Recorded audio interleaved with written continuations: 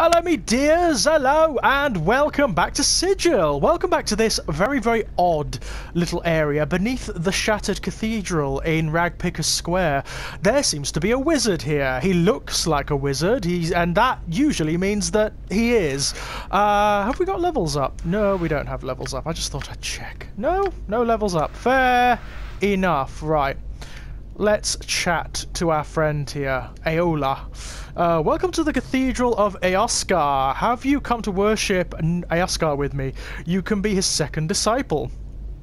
Why are there no other disciples of Eoscar? Yeah. Over the years, I've had many disciples. Unfortunately, they have all disappeared. It's quite frustrating, actually. As soon as they become initiates, I never see them again. Lately, there has been a rumour going around that the lady herself is the cause. Now, no one comes by anymore. You were the first soul I've seen to stop by in a long while. Tell me about Eoscar, yeah. Aola's voice takes on a tone of adulation. Eoscar is the keeper of gateways. Within Eoscar lies the power of portals, doorways, and opportunity. Sigil, also known as the City of Doors, used to be the home of Eoscar until he was cast out by that accursed lady. Now there are few worshippers of Eoscar here because the lady forbids it.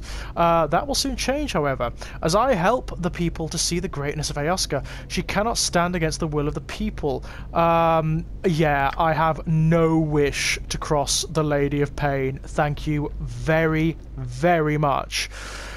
Ooh, yeah, no thank you. I'd rather not, you know?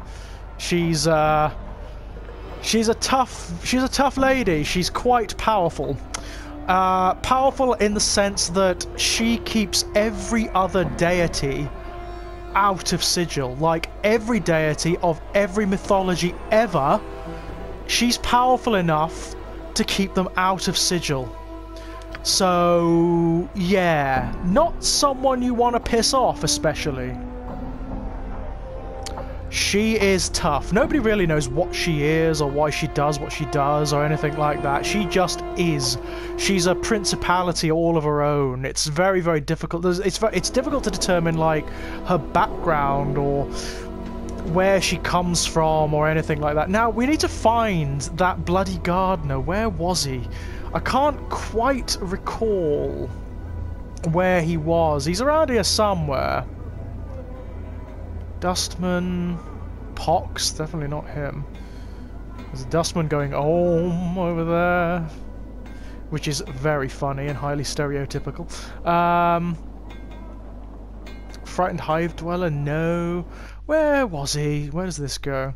That's the mausoleum. He definitely wasn't there. That's Shalandra's Kip. Southwestern portion of the hive could be there, I suppose. Could be there. Let's go have a look. If we can find our way through, that is. Yeah. I remember him wandering around. Yes, this is it. This is it. He's around here somewhere. There's Porphyron. Hive Thug. Frightened Hive Dweller. Where was he? Oh no, maybe it wasn't here. Oh fuck. Oh, we're being attacked. Actually, at this point, these Hive Thugs don't stand a chance. We're quite powerful now.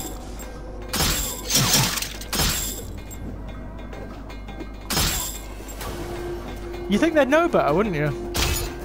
I mean, we have just purged Ragpicker Square of a very, very dangerous criminal gang, so you would think they'd know better. Apparently not. Okay. Apparently not. Oh, we'll have that. No, we don't need anything else there. No.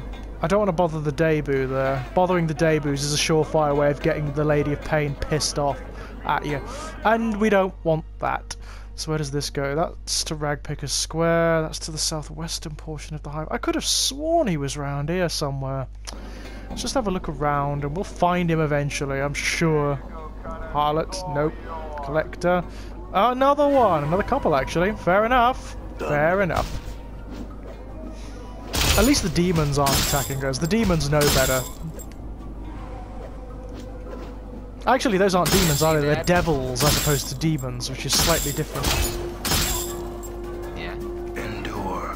What we could do, actually, is go to the market and sell some shit, because we've got tons of crap at the moment. We've got tons of crap that we've picked up from creatures that we've slaughtered. Thug. More hive thugs. Oh, here they go again. Dear me. Just can't seem to get it out of their systems, can they? Damn it. I'm gone. More and more death wherever we go. Right, so what's this? This is the flop house, isn't it? Hive thug. You remember him, he's that gardener guy who was weeping over something or other. This is the marketplace. I don't think he was here, but I'll have a look around nonetheless. And we may be able to sell some stuff, actually. So let's go and have a look. Nope. Come chat with me a bit, love. No, I'd rather not. Zgitzarai? Merchant? I wonder if the merchant we can get some stuff from him. What do you have? Purchase something. Oh, nothing from me actually. I'm all right. Farewell then. Right. Hive merchant. What about you? This dour-faced old fellow appears to be selling various hand weapons. Come on over then. Come to see my blades, have you? Yes, I have. Okay, right. Now, don't want that. You can... Yeah, absolutely. How many have we got? Done. Don't need that. Done. Done.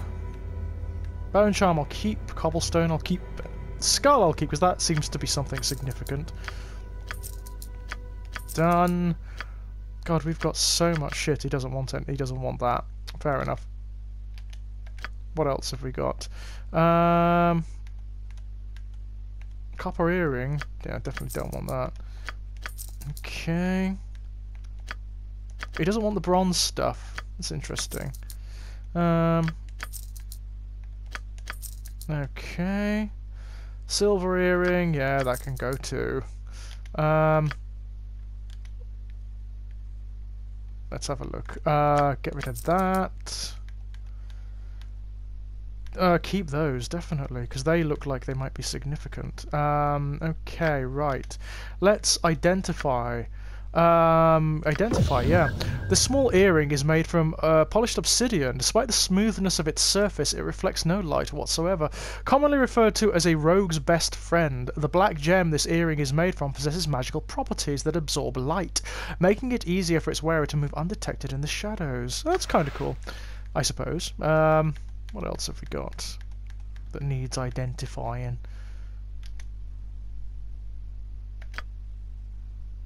Right. Hang on. That's what we want. Oh, yeah, identify that, definitely. Considered standard equipment for any adventuring mage, bracelets such as these can be found across the plains. Judging by the markings on this particular bracelet, it appears to be made in a style quite common to sigil. Various glyphs of warding are meticulously carved along the surface, producing an almost hypnotic effect when looked at. When worn, this bracelet protects the wearer from normal attacks as if they were wearing scale armor. Oh, that's cool. Yeah, oh yeah, we'll definitely want to keep that for when we become a mage. When? I say gaudy ring. Why won't he identify it? Oh, that's interesting. You can't identify that. That's fascinating. What about you? Have you got anything that... Yeah, the dagger. Identify. The blade of this dagger seems to be made from the bone of some creature. The edge of this blade is extremely sharp. Very nice. Okay, right. I think that'll do for now. Now, Hive Merchant, Giskull, Giskull. Oh yeah, this is the guy with the burnt hands, isn't it? Hive Merchant, Labourer. Oh yeah, okay. Craddock. Spoken to Craddock, haven't we? You see Craddock, his scowl has deepened since when you first saw him. It looks like he's about to crack his face into. I found July. Is that right? Craddock glances around. Where is he then? He said to Pike off that you were a cur of the lowest sort and that he wasn't going to work for you any longer. Updated my journal. Craddock's face turns a bright red and his face cracks into a snarl. Damned be his name, may all the evils of the plains hound his footsteps. A blistering stream of insults, threats, and speculation about July's family roots issues from Craddock's mouth. Tons, all right. Oh, cool! Oh, Mort clicks his teeth together as Craddock builds up steam. You can almost hear him taking notes inside his skull. Craddock finishes his toad with a grunt. Damn that July. Yeah, okay. Yeah. Craddock studies you for a moment. Yeah? Ha, you couldn't... He suddenly falls silent. Well, mayhap you can. It's hard work and there's no drinking on my watch. Understood. Let's get going. The work is long, but at the end of the shift, you are not the least bit tired. Craddock grunts as you return. You did well enough. Here's your pay. He tosses you a handful of coins. Now get. We've no more use for you. Alright then. Fair enough. Gahoa. Gahoa flashes you his disturbing sharp-toothed grin and rattles a pair of bone dice in hand. No, farewell. That's the weird sort of fortune-teller guy, isn't it? There's Reekwind. Hive Thug.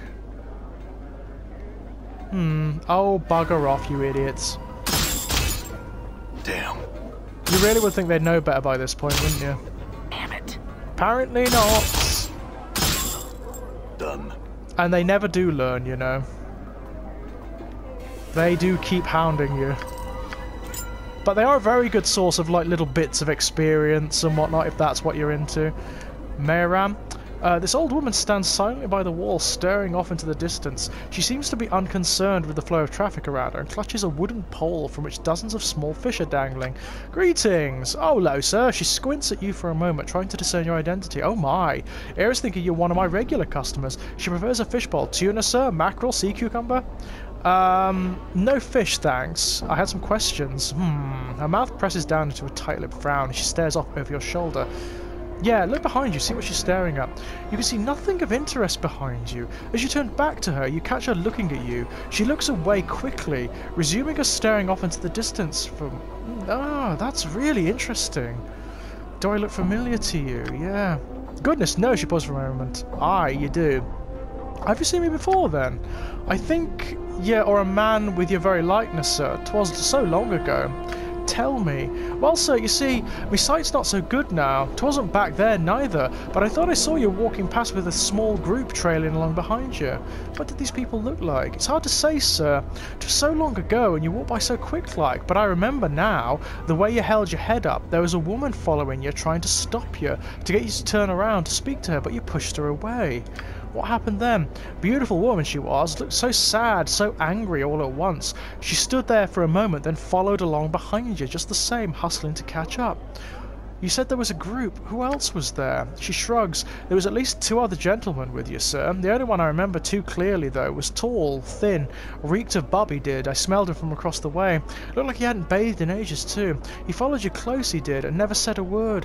Acted like the woman wasn't even there, even when she bumped against him trying to stop you. That's all I remember, sir. Yeah, give her some copper for a time. Let's give her 10. Oh my, why thank you, sir, most kindly. May the lady's shadow pass you over. Thanks for that. Yeah, I hope it does. Bloody hell, I hope it does. There's Creedon. So where are we going? Where does this go? That goes to the southeastern portion of the hive. Okay, let's go and check it out. He's got to be around here somewhere. I remember distinctly speaking to him.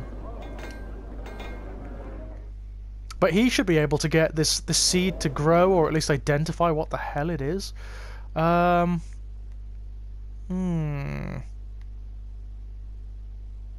Fresh tattoo parlor. There's the smouldering corpse. Maybe he's around up here somewhere. There's those thugs that we dealt with already. Collector, angry hive dweller. Lots of them about. There he is! Mourns for Trees! There we are.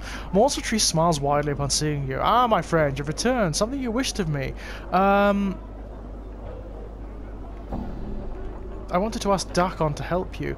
One finds your request most intriguing. Trees in the hive, like cities in limbo. They would stand as a testament to the will of the people, not to bow to that which would surround and devour them. To take what has been thrust upon them or left behind and make good of it. I too will care for these trees. Thanks. I had some questions, Mourns for Trees. I need some herbs sprung from the seed. Can you help me? Trees takes the seed from you and holds it up to his eye. What an odd seed. Are those teeth along the edge? Barbs, perhaps? Where did you come by it, friend? Old Mebeth, the midwife of the square, needs some herbs sprung from that seed. Do you know where I could get some? No. Okay. Trees continues to stare at the seed in his hand. This is the only seed of its kind I've ever seen. He winces and a spot of blood glistens on his thumb. The barbs on it are sharp indeed. Perhaps you should hold it. So you can't help me either. Unless you can make that one grow, I cannot. Again, I've never seen a seed of its like before. If we want it to grow enough, is it possible to make it grow? Yeah. Trees looks at the seed. Perhaps if you cared enough to see it grow?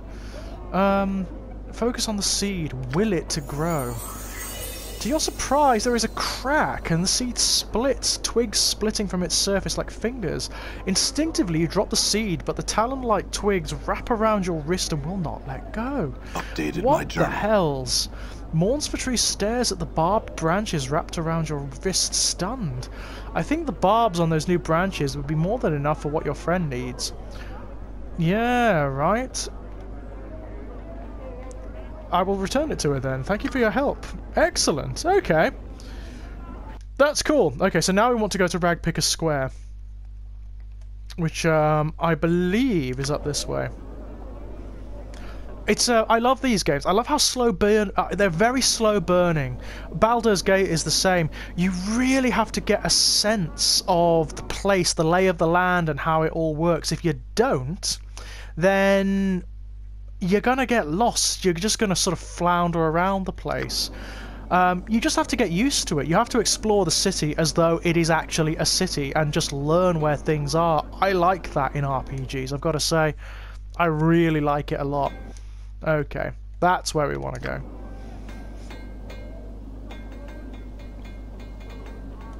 And hopefully, after this, we can start leveling up as a mage, rather than as the fighter that we are now. Because I'm not that interested in being a fighter. I want to be a mage. Old Mebeth! Mebeth turns as you enter and gives you a skeptical eye. Your path brings you back here, does it, child? I returned with those herbs you wanted. Now maybe you can get this damn bramble patch off my wrist. Is that so? Mebeth glances at the barbs that surround your wrist. If so, think it off then. Updated my journal. Creaking and snapping, the black barb branches unravel themselves from your wrist and form into a tangled ball of brush and twigs. It looks like a nest of dead black snakes. Mebeth snorts. Think it into a picture frame or some such, something with more structure and less angles. Imagine the barb ball into a picture frame. The branched ball creaks, the twigs bending and twisting until the branches have bent themselves into a small picture frame. Two handspans on a side. Almost unconsciously, you imagine shape the barbs to the back of the frame so it can be hung from the wall easily. How's that? Mebeth stares at the frame for a moment, then cackles. Ah, square enough it is. Good work, child, good work. She picks up the frame and scrutinises it. This'll do nicely. Is that all you wanted it for? Aye, well, this is enough, she sniffs. Aye, but there was one thing I forgot to tell you to fetch when you left last time, and it'll take you back to the Merchant Square, it will. Look for the cloth seller Giscall. He has some rags of mine that he was supposed to wash, and long has it been since I first asked him to do it. I see. Okay. Okay, I had some other questions for you. I could use some healing. Mebeth nods. Very well, then. She reaches for one of the dried herbs at her pelt, snaps it off the stalk, then grinds it into her calloused hands. Small wisps of dust and pollen rise from her hands. She then mumbles to herself, then blows the dust into the air. Take a deep breath. The grey pollen swirls around the room, blanketing you and your companions. You breathe deeply, and less than a moment later, you feel strangely refreshed. Thank you, Mebeth. Right, okay. Right, let's go do this for her as well. And then maybe... she'll let us bloody level up as a mage. Wouldn't that be lovely? It's quite different, isn't it? It's quite different from the way other games of its type work. It's very different from Baldur's Gate. It's more of a role-playing game than Baldur's Gate, I would say. Baldur's Gate's got more of the traditional D&D stuff going on. Lots of combat, you know, lots of little quests to do. This is slightly different. Now, where's our friend Griscoll? Oh, Gisgol. There we are. Gisgol turns to you. Aye, Gisgol. He bows and spreads his trembling, scarred hands. Aye, Gisgol. I'm here to pick up someone's wash. Mebeth, the midwife. Ragpicker Square.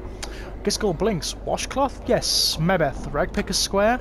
Ragpicker? He taps his fingers as if counting something. I know. I remember. He also has a trembling finger as if telling you to wait. Wait for him to fetch the wash.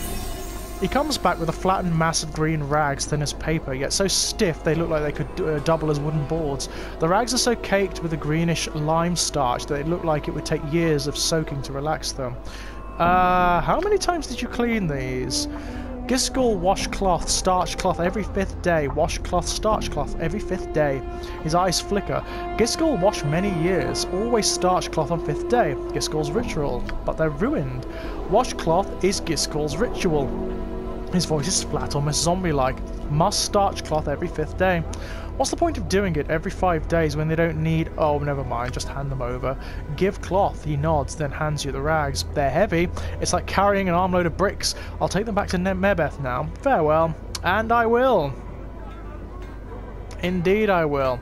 This is, I mean, it's your classic fetch quest, isn't it? This is very sort of early campaign D&D stuff. This is go fetch this, go down into the sewers and kill this vermin. Very, very early level D&D stuff.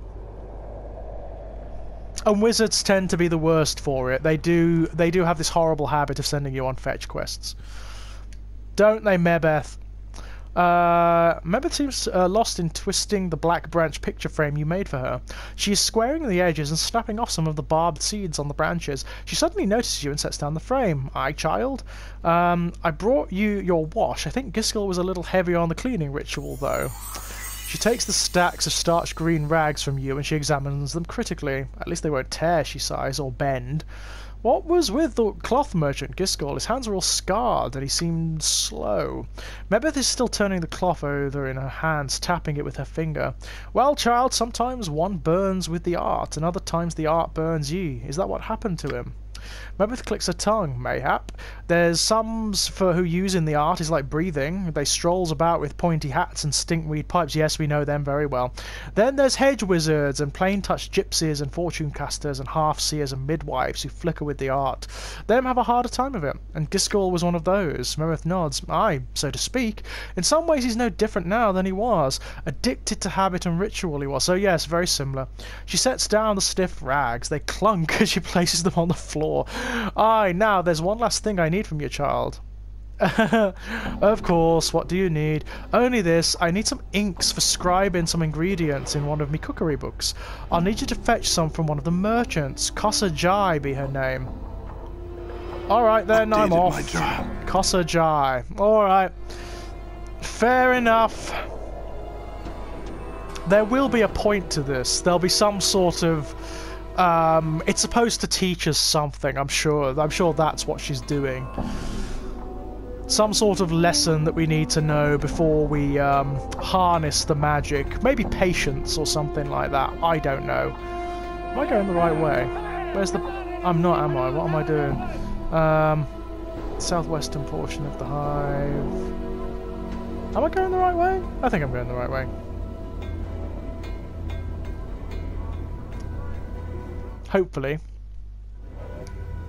That's more like it. So Kosa Jai is who we're looking for. Let's have a look. She'll be around here if she's anywhere. There's a hive merchant. Labourer. Hive dweller. Profirer. There she is. Slightly bigger sprite than others. This toothless old crone reeks of fish and brine. Spying your approach, she gives you a wide pink smile. Fish, my child? Fish heads, mayhap? Mebeth said you sell ink. She sent me to purchase some. Ink? She chuckles. Nay, sir, I sells no ink. I just sells fish. Are you sure? Mebeth, the midwife in Ragpicker Square, mentioned you specifically. Here, well, Kosa Jai was me dam's name and me grandmam's name, so it could be any of us, yet they're both in the dead book, so only this Kosa Jai matters. So Mebeth's been around a long time. No idea what she's on about. A midwife in the Picker Square, you say? She thinks for a moment. Don't know her, I don't. So you don't have any ink? Well, I can't say that's much of a surprise. I swear Mebeth is having me running circles. Now, hold on. Your midwife friend's not all wrong. I know how you can get ink, but it may not be the ink you're looking for. The ink I'm thinking of bleeds from the gills of a Brogata fin, it does. This Brogata fin, it bleeds ink. She frowns. Aye, thing is, the fish is not for eating. It's got a horrible taste, scalds the tongue. You can ask Mayram. She pitches a fish cell down the street a southerly way. She cackles. She might have one of them fish you need on her pole. I'll go see. Oh yeah, Mayram. Yeah, we spoke to her, didn't we? She's down here, isn't she? There she is. Have you heard of a Brogota fin? I was told it bleeds ink from its gills. She blinks then nods. Aye, that fish is a strange one, it is. Not many have heard of it, unless I'd want to eat it. Difficult to kill, and even in death it still seems to live. Not many want to latch their teeth around something that still writhes. Do you have one? Aye, but the ink, you'll need something to carry it in. Have you a bowl or a cup perchance? Or a tankard? Maybe one of the merchants is selling one. Okay. Right, we need a tankard. What have you got? Let's have a look. A tankard. Poor quality sledgehammer. Don't want any of that. Nope. Hive dweller. Hive merchants. What do you have? Purchase something. Fire seeds, petals, sea plum. Nothing. Oh, Giskull? Would Giskull have something? Can I see what you have? Yeah, rags, bandages, needle and thread. I will have some of the needle and thread actually, because that's really useful. And I will have some of the bandages, because those are really useful too. But that's not really what I'm looking for. Hive dweller. Hive merchant? Do you have one? What do you have to offer me? Clot charm. Oh, I love that. Some of that, definitely. Cranium rat charm.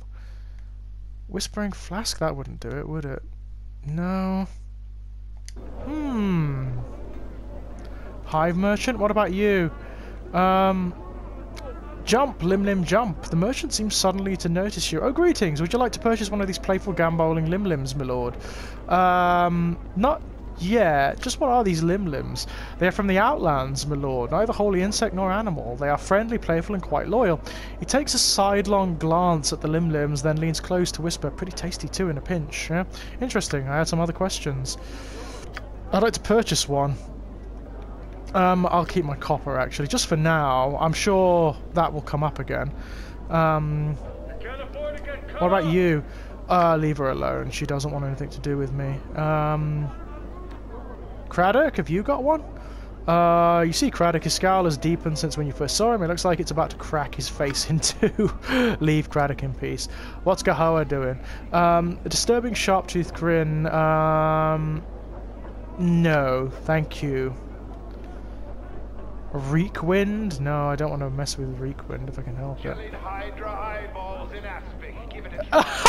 Did you hear that? Gelid Hydra eyeballs in aspic. Give it a try. No, thank you. That sounds disgusting. No. None of them are selling like a tankard or anything. That's frustrating. Where would we get one from? Cryovesanon? Harlot? Don't want to mess around with the harlots. Really, they're not my type, for one thing. Creedon? He wouldn't have one, would he? Oi there, Cato, well met again. I'm reviewing some Creedon tasty rats, are ya? Why not? What kinds do you have? Boiled? Maybe I'll give it as in a bowl, yeah? And he runs a pair of boiled rats through with a wooden skewer and hooks them and places them in your hand. Eat the ratsy. It was good, but I had another question for you. Can you tell me about Sigil? Can you tell me about the Lady of Pain? I'm missing a journal. Nothing. Farewell. No thanks. Thank you. He seems a nice guy. I'm not going to be rude to him. Mayram wouldn't have one, would she? I doubt it. Nothing. Just passing through. No. Where would we get a freaking bowl from? Or a vessel of some description? This is proving, actually, oh, bugger off. This is proving much more difficult than I imagined.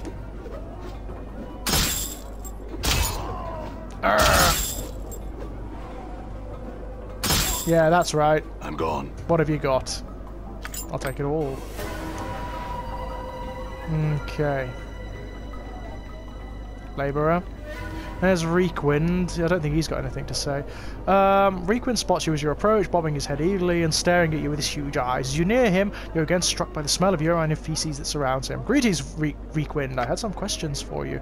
Can you tell me where I can find someone named Farod? No. Interesting. I wonder if she herself has got anything to tell me. No fish for me, thanks. No answers have I, only fish. What do you have to offer exactly? Yeah. No fish for me, thank you. Okay. Hive Dweller. Frightened Hive Dweller. Very peculiar. I wonder if she can give us some advice on where we can get a bowl of some description.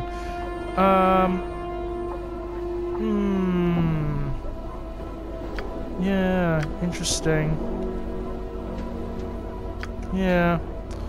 Right, that's very peculiar. Very peculiar. Okay, so what have we got? Can't use the obsidian earring at the moment.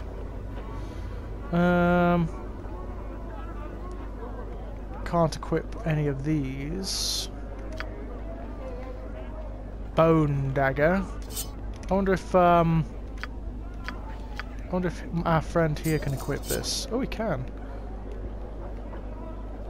That's interesting. Okay. Let's have a look at our journal, see if that's got any clues. Learn the ways of art. Mebeth said she would teach me the way of the art, but she told me I'd have to perform some errands for her first. Yeah.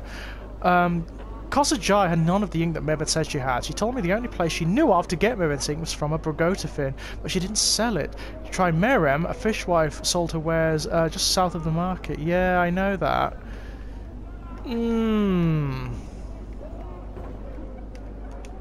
That's very odd. I wonder if we could get one from, like, in one of the bars or something like that. That's possible.